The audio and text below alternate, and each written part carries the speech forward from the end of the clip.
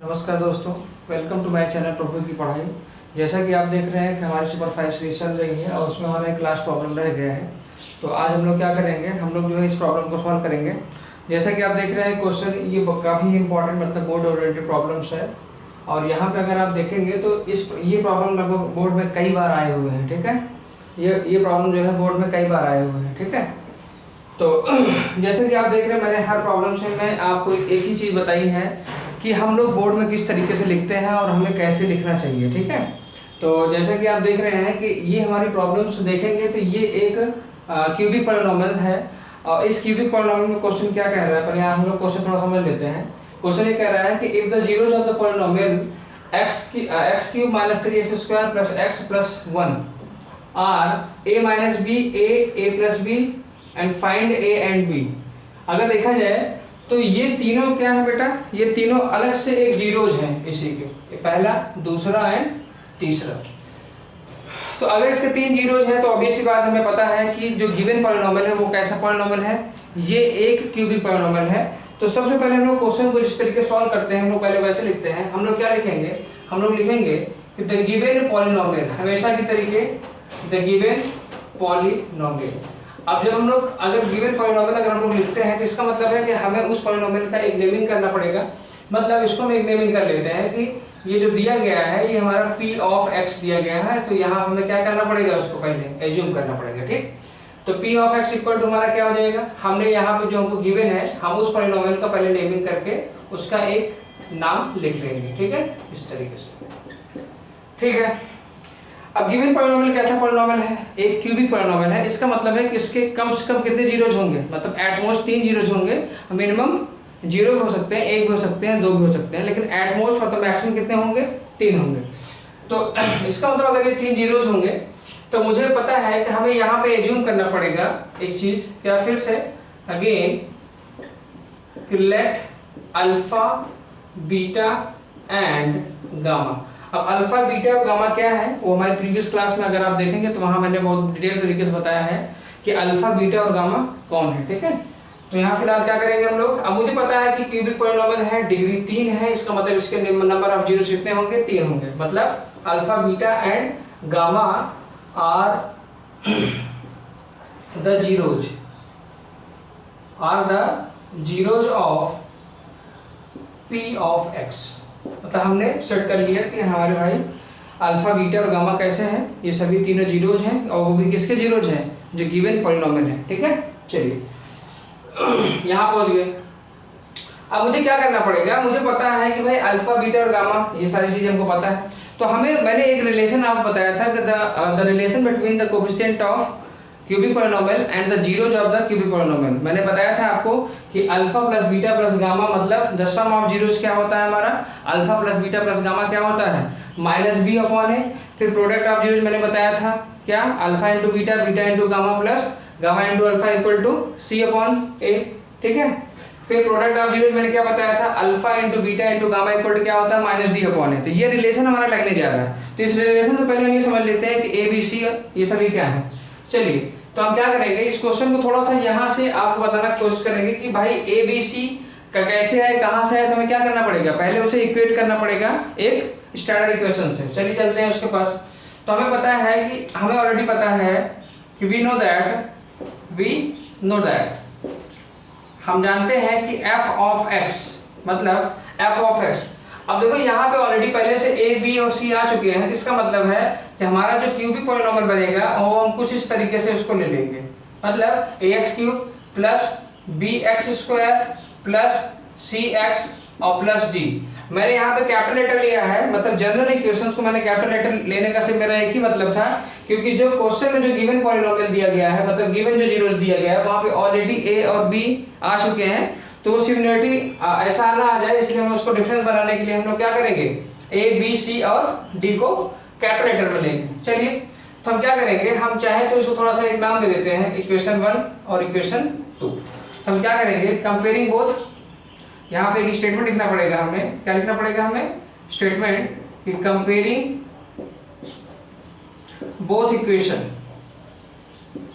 Equation. जब मैंने compare किया तो मैंने पाया कि कैपिटल ए की वैल्यू ये किससे कंपेयर होगा, एक्स क्यूब से, तो एक्स क्यूब कंपेयर हो गया तो ए की वैल्यू कितनी हो गई, यहाँ कुछ नहीं है तो मतलब 1 है, ठीक है। उसी तरीके से जब हम बी के कंपेयर करेंगे तो बी इक्वल क्या हो जाएगा -3, क्यों भाई बी एक्स स्क्वायर है, यहाँ पे -3x² है, तो b x square gets cancel out and we will get b equal to -3। After that c equal कितना हो जाएगा, सी इक्वल यहाँ कितना हो जाएगा 1 एंड डी इक्वल कितना हो जाएगा बेटा 1 हो जाएगा। चलिए यहाँ तक पहुंच गए। जब ये रिलेशन को पता चल गया तो अब हम वो रिलेशन अपना सकते हैं जो मैंने प्रीवियस क्लास में आपको सिखाया था कि रिलेशन इनके बीच में कैसा होता है, मतलब प्रोडक्ट ऑफ जीरोस कैसे होते हैं, ठीक है। चलिए फिर चलते हैं। तो हमारे पास जो रिलेशन है, हमारे पास क्या रिलेशन है, हमारे पास पहला रिलेशन क्या आएगा, पहला रिलेशन आएगा बेटा क्या कि सम ऑफ जीरोस। क्यों, क्योंकि अगर हम ये रिलेशन नहीं अप्लाई करेंगे तो हम ए और बी की वैल्यू फाइंड आउट नहीं कर पाएंगे। तो सम ऑफ जीरोस क्या होता है, सम ऑफ जीरोस मतलब होता है alpha plus beta plus gamma equal to क्या होता है -b अपॉन ए होता है। क्या होता है -b अपॉन ए। तो हमने माना है कि भाई जो गिवन पॉलिनोमियल है उसका जीरो अल्फा बीटा और गामा है, जिसका मतलब है कि अल्फा बीटा और गामा की वैल्यू क्या हो जाएगी, अल्फा वैल्यू बताइए, अल्फा वैल्यू क्या हो जाएगी। अब हम यहाँ पे जब प्लेस करेंगे तो अल्फा की वैल्यू ऑटोमेटिकली क्या हो जाएगी आपका a माइनस बी हो जाएगा। क्या हो जाएगा हमारा a माइनस बी हो जाएगा, मतलब a माइनस बी अल्फा हो गया, प्लस बीटा वैल्यू कितनी है a है, मतलब यहाँ a हो जाएगा, प्लस गामा वैल्यू कितनी है बेटा a प्लस b है, मतलब a plus b equal to -b upon a. हमने भी कंपेयर किया है कहीं पे, यस यहाँ पे कंपेयर किया है, तो -b अपॉन ए। अब ऑलरेडी माइनस लगा हुआ है, b की वैल्यू ऑलरेडी -3 है, तो b will get minus minus plus, मतलब 3 अपॉन कितना हो जाएगा a मतलब 1। अब यहाँ शायद आपको नहीं दिखेगा तो हम लोग थोड़ा सा ऊपर चलते हैं इस साइड में, यहाँ पे।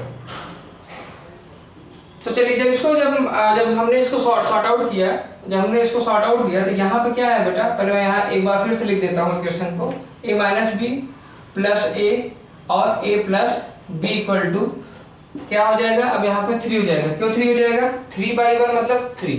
अब यहाँ अगर आप देखेंगे तो b से b gets cancel out and we will get 3 equal to 3 and a equal to कितना हो जाएगा बेटा 1 हो जाएगा। क्यों, मैं 3 × 3 और 3 × 3 से अगर इसको कैंसिल आउट करता हूँ तो a इक्वल टू कितना हो जाएगा 1 हो जाएगा।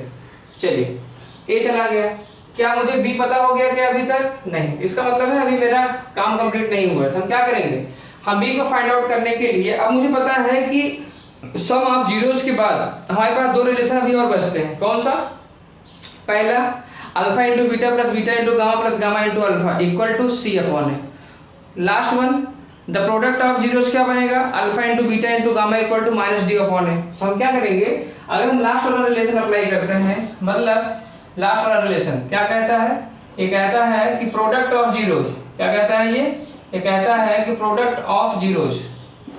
तो प्रोडक्ट ऑफ जीरोस मतलब क्या हो गया भाई, प्रोडक्ट ऑफ जीरोस मतलब हो गया alpha into beta into gamma equal to -d upon a होता है। ठीक, ये रिलेशन मैंने पढ़ाया हुआ है, ठीक है, उसको आप देखिए तो ये आपको समझ में आएगा। ठीक है, तो alpha into beta into gamma equal to होता है -d अपॉन ए। चलिए हम लोग प्लेस करते हैं वैल्यू, भाई alpha value a minus b, beta की वैल्यू a और गामा की वैल्यू a प्लस बी।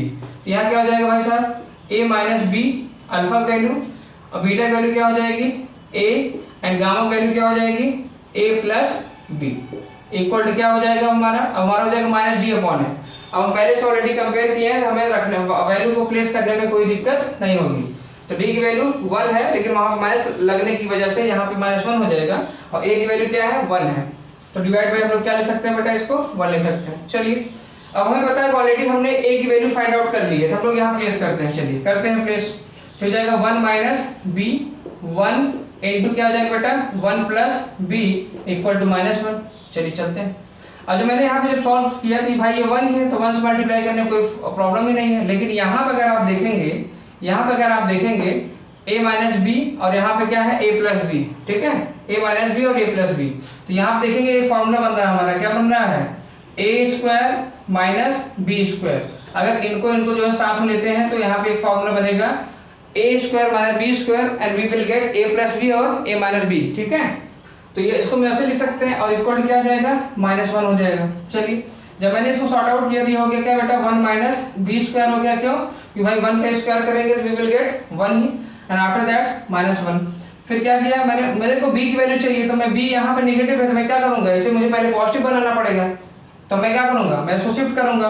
तो 1 ऑलरेडी है, जब मैंने इसे शिफ्ट किया तो हो गया +1 इक्वल टू, इधर जब मैंने इसको शिफ्ट किया -b को प्लस बनाने के लिए मैंने बताया कई बार कि अगर हम लोग इक्वल के बाएं से दाएं या दाएं से बाएं मतलब लेफ्ट टू राइट या राइट टू लेफ्ट अगर हम जाते हैं तो क्या होगा, हमारे जो साइन होते हैं वो बदल जाते हैं। ये हो जाएगा क्या +b², तो प्लस लिखने की जरूरत नहीं है। फिर आफ्टर दैट ये हो जाएगा 2 इक्वल टू b², मतलब b इक्वल हो जाएगा √2। अब 2 का कोई वैल्यू नहीं निकल पाएगी, इसलिए हमारा यही आंसर हो जाएगा। ठीक है, तो हमारा जो आंसर बनेगा वो आंसर क्या बनेगा भाई, a इक्वल टू हमारा क्या आया है 1 और b इक्वल टू क्या आया है ±√2। यही हमारे पास आंसर बनेगा। आशा करता हूँ कि ये चीजें आपको बिल्कुल समझ आई होंगी।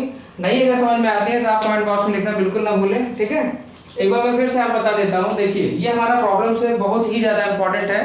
क्यों, क्योंकि यहाँ पे जीरोज ऑलरेडी दिए गए हैं और हमें वैल्यू किसकी निकालनी है, a और b की निकालनी है। ठीक, तो सबसे पहले मैंने जैसे बताया है कि बोर्ड की कॉपी में जिस तरीके से लिखा जाता है कि पहले जो पॉलिनोमियल है हम क्या करेंगे, उस गिवन पॉलिनोमियल को सबसे पहले लिखेंगे, उस फैमिली को एक नाम देंगे, फिर आफ्टर दैट हम लोग क्या करेंगे, उसके जनरल इक्वेशन से या जनरल फॉर्म से उसे इक्वेट करके a b c की वैल्यू निकाल लेंगे, a b c d की वैल्यू निकाल लेंगे। फिर आफ्टर दैट हमें क्या लगाना पड़ेगा, हमें वो रिलेशन लगाना पड़ेगा जो हम प्रीवियस क्लास में पढ़ चुके हैं। ठीक है, कैसा, सम ऑफ जीरोस क्या होता है, प्रोडक्ट ऑफ जीरोस क्या होता है, -b/a क्या होता है, -d/a क्या होता है, c/a क्या होता है, ये प्रीवियस क्लास में लोग डिस्कस कर चुके हैं। ठीक है, तो ये रिलेशन आप यहाँ अप्लाई करेंगे तो हम लोग यहाँ से a की वैल्यू फाइंड आउट कर लेंगे, फिर अगर हम प्रोडक्ट लगा देते हैं तो हमको b की वैल्यू मिल जाएगी। तो इस तरीके से ये प्रॉब्लम्स आपको मैंने समझाया। ठीक है, तो ज़्यादा से ज़्यादा क्या करिए आप, अच्छा लगा हो तो लाइक कर दीजिए। ठीक है, शेयर करिए और कोशिश करिए कि हमारी फैमिली जल्दी से जल्दी जो है वहाँ तक पहुँच जाए, क्योंकि ग्राउंड रिपोर्ट लाना बहुत ही जरूरी है हमारे लिए। ठीक है, चलिए इसके बाद क्या होगा, इसके बाद देखता एक नेक्स्ट प्रॉब्लम्स आएगी। ठीक है, थैंक यू।